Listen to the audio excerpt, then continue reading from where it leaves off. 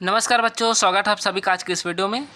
और आज के इस वीडियो में हम कक्षा 9वीं अध्याय 1 गणित का इतिहास का जो प्रश्नावली 1.5 है सूत्र एकाधिकन पूर्वेण सूत्र से और प्रश्नावली 1.6 जो कि निखिलम विधि से हल किया जाएगा, इनको सॉल्व करने वाले हैं। तो ये वीडियो आप सभी के लिए काफ़ी इंपॉर्टेंट होने वाली है, बिल्कुल भी इस वीडियो को स्किप मत कीजिएगा। और अगर आपने हमारी पिछली वीडियो नहीं देखी है तो आप चैनल के डिस्क्रिप्शन में जाकर उन वीडियोज़ को देख सकते हैं और अपनी पढ़ाई स्टार्ट कर सकते हैं, जिसमें पहले अध्याय गणित के इतिहास के सारे जो प्रश्नावली है शुरुआत के उन्हें सॉल्व कराया गया है, जिनमें प्रश्नावली 1.1, प्रश्नावली 1.2, प्रश्नावली 1.3 और प्रश्नावली 1.4 शामिल है। तो सारी प्रश्नावली का बिल्कुल आसानी से और सिंपल तरीके से सॉल्व कराया गया है, आप जाके उस वीडियो को देख सकते हैं। और आज के इस वीडियो में हम प्रश्नावली 1.5 जो कि सूत्र एकाधिकन पूर्वेण से बनने वाला है, इनके क्वेश्चंस को सॉल्व करने वाले हैं और जानने वाले हैं कि इन्हें कैसे सॉल्व करना है। काफ़ी इजी तरीका है। तो यहाँ पे बच्चों जो पहला वाला प्रश्न है 13 गुणा 17 का, इसी प्रश्न को चलिए सॉल्व करते हैं। तो यहाँ पर बच्चों हमारा पहला जो प्रश्न है वो है 13 गुणा 17, मतलब 13 का गुणा 17 से करना है और इसे हमें सूत्र एकाधिकन पूर्वेण सूत्र से हल करना है। एकाधिकन का मतलब है इस सूत्र को जब आप हल करेंगे इस क्वेश्चन को, तो कहीं ना कहीं किसी भी संख्या में एक अधिक करना है, मतलब एक संख्या ज़्यादा जोड़नी है और उस हिसाब से हल करना है। तो सबसे पहले आपको प्रश्न को रिपीट कर लेना है और बीचों बीच से एक लाइन खींचना है ताकि हम दो आंसर यहाँ पे लिख पाए, एक लेफ्ट साइड वाला एक राइट साइड वाला। और पहला कॉलम हमें देना है उत्तर का बायां भाग, और उत्तर के बाएं भाग के लिए हमें दहाई गुणा दहाई का एकाधिक सूत्र लगाना है। दहाई का मतलब यहाँ पे जो पहली वाली हमारी संख्या होगी राइट साइड से वो इकाई हो जाएगी, जबकि उसके बाद वाली संख्या दहाई होगी। तो यहाँ पे 17 में 60 इकाई है, जबकि एक दहाई संख्या है। उसी प्रकार से 13 में भी 3 इकाई की संख्या और एक दहाई की संख्या। तो अभी हमें उत्तर का बायां भाग हल करना है, मतलब कि 13 के नीचे वाला। तो हमें दहाई कौन सा लेना है, 1 हो जाएगा। इकाई 3 है तो दहाई 1 होगा। तो यहाँ पर हम 1 लिख लिए। उसके बाद गुणा करके हमें यहाँ पे समझना है दहाई का एकाधिक करना है, मतलब दहाई वाली संख्या 1 है और 1 का जब आप अधिक करेंगे, 1 में 1 जोड़ेंगे तो यहाँ पे आपको 2 मिल जाएगा और सिंपली इसका गुणा करना है, 2 एकम 2 हो जाएगा और यहाँ पे 2 आपको पुट कर लेना है। फिर आप आगे बढ़ेंगे उत्तर के दाएं भाग के लिए। तो उत्तर का दायां भाग का सूत्र है इकाइयों का गुणा, मतलब दोनों ही पक्षों की जो इकाई की संख्या है, जैसे यहाँ पे 60 है यहाँ पे 3 है, उनका आपस में गुणा कर लेना है। 60 तिया 21 हो जाएगा, या फिर आप ऐसे ही लिख लेना, पहले आपको 3 गुणा 60 फिर 60 तिया 21, और इस पूरे 21 को आपको यहाँ पुट करना है उत्तर के दायां भाग वाले कॉलम में। फिर आपको यहाँ पे मिल गया है 221, यहाँ पे आपको फिर से रिपीट कर लेना है और ये आपका बन जाएगा आंसर। काफ़ी इजी तरीका है, आई होप आप समझ गए होंगे।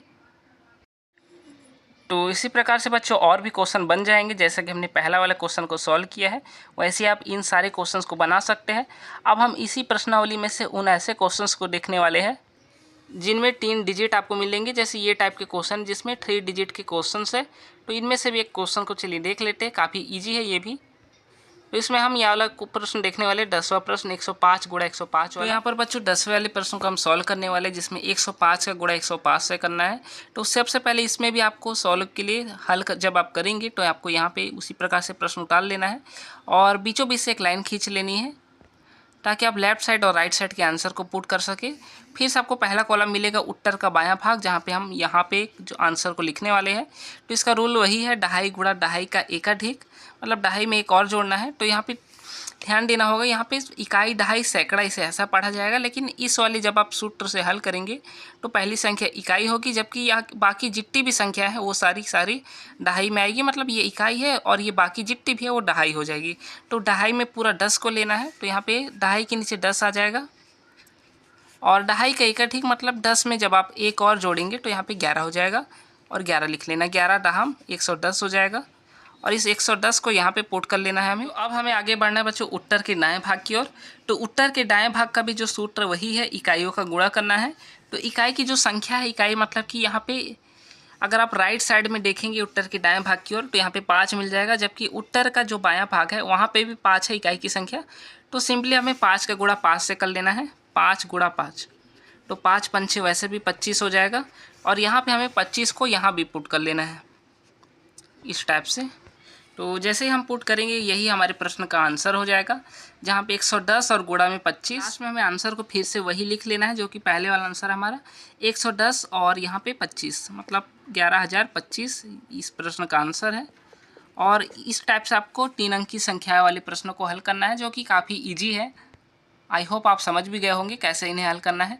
और इसी टाइप से आप इन सारे प्रश्नों को भी हल कर सकते हैं, जो कि काफ़ी ईजी है।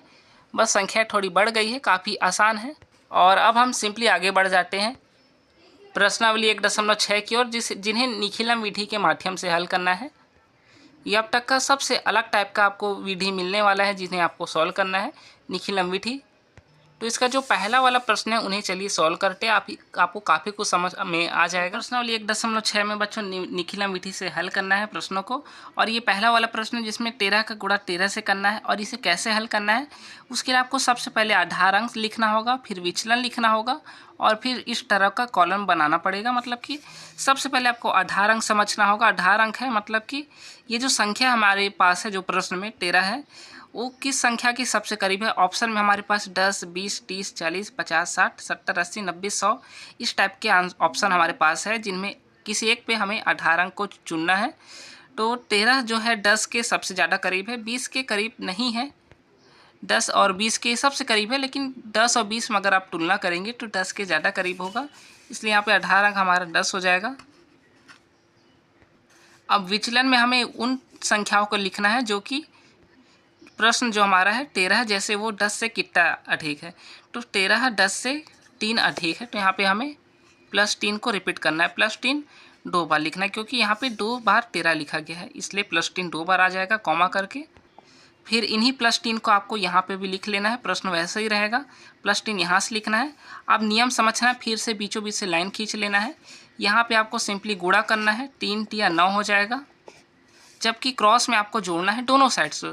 13 से जब आप 3 जोड़ेंगे, 13 में 3, तो यहाँ पे 16 आ जाएगा। उसी प्रकार से जब आप यहाँ पे भी जोड़ेंगे क्रॉस में, तो भी से 16 ही आएगा। और 169 इस प्रश्न का आंसर है। निखिलम विधि से सॉल्व करने का काफ़ी आसान तरीका है, जिन्हें आपको फॉलो करना है। आधार अंक सही रखना है। विचलन मतलब होगा जो कि आधार अंक आपने रखा है, उससे आपका जो प्रश्न है वो कितना ज़्यादा है या फिर कितना कम है, उसको आपको विचलन के रूप में रखना है, और बाकी प्रश्न को ऐसे ही रखना है। और विचलन की जो संख्या है उनको इस प्रकार से रखना है। अब हम उस टाइप के क्वेश्चन को सॉल्व करते हैं जिसमें ये दोनों संख्या, जो प्रश्न की संख्या है वो अलग अलग होगी। अब हम इसी टाइप से सेकंड वाले क्वेश्चन को सॉल्व करने वाले हैं, जिसमें 13 का गुणा 14 से करना है। और ये उससे अलग क्वेश्चन है, क्योंकि इसमें दोनों ही पक्षों की जो संख्या है वो अलग अलग है, 13 और 14 अलग अलग है। अब जब हम सॉल्व करेंगे तो एक बार फिर से हमें आधार अंक मानना पड़ेगा, और इस बार फिर से जो 13 और 14 दोनों ही संख्या 10 के ज़्यादा करीब है, इसलिए जो आधार अंक है वो 10 ही होगा। जबकि विचलन की संख्या इस बात पे निर्भर करेगी कि जो संख्या है 13 और 14 वो 10 से कितनी ज़्यादा है। तो 13 10 से 3 ज़्यादा है, और जबकि 14 10 से 4 ज़्यादा है। तो हमें +3 और +4 लिख लेना है कॉमा करके, और प्रश्न को रिपीट कर लेना है फिर से यहाँ पे। और विचलन वाली जो संख्या है उन्हें इस प्रकार से रख लेना है। फिर से बीच में एक लाइन खींचना है, क्योंकि दोनों ही आंसर अलग अलग रूप में आएंगे। यहाँ पे विचलनों का गुणा करना है, मतलब 3 का गुणा जब हम 4 से करेंगे तो 12 मिल जाएगा। जबकि क्रॉस में यहाँ पे जोड़ना है, 13 में जब आप 4 जोड़ेंगे या फिर 14 में जब आप 3 जोड़ेंगे तो एक ही आंसर मिलने वाला है, और वो आंसर होगा 17। तो इस प्रकार से रख लेना है। अब चूँकि यहाँ पे जो हमारी इकाई की संख्या होगी 12 जो कि है, वहाँ पे 2 अंक की संख्या, इसलिए हमें 1 अंक की संख्या बनाने के लिए 2 लिख लेना, और 1 जो है यहाँ पे है उसे हासिल लेना है। तो 17 में 1 जब आप जोड़ेंगे तो यहाँ पे 18 आ जाएगा, और 182 ही हमारी इस प्रश्न का आंसर है, और ये आंसर हो जाएगा। तो इस प्रकार से आपको अलग अलग संख्या वाली प्रश्नों को सॉल्व करना है। इसी प्रकार से और भी क्वेश्चन जो है उन्हें भी सॉल्व करना है। अगर आपको किसी भी प्रश्न में डाउट है तो आप कमेंट कीजिए, कमेंट करके पूछ सकते हैं कि आपको कौन सा प्रश्न नहीं समझ आ रहा है, और अपनी तैयारी अभी से शुरू कर दीजिए। अब हम नेक्स्ट वीडियो में कवर करने वाले हैं प्रश्नावली 1.7 और प्रश्नावली 1.8 को। तो अगर आपने हमारे चैनल को सब्सक्राइब नहीं किया तो चैनल को सब्सक्राइब कर लीजिए, और इस वीडियो को लाइक कीजिए, ज़्यादा से ज़्यादा लोगों तक शेयर कीजिए। फिर मिलेंगे नेक्स्ट वीडियो में। धन्यवाद बच्चों।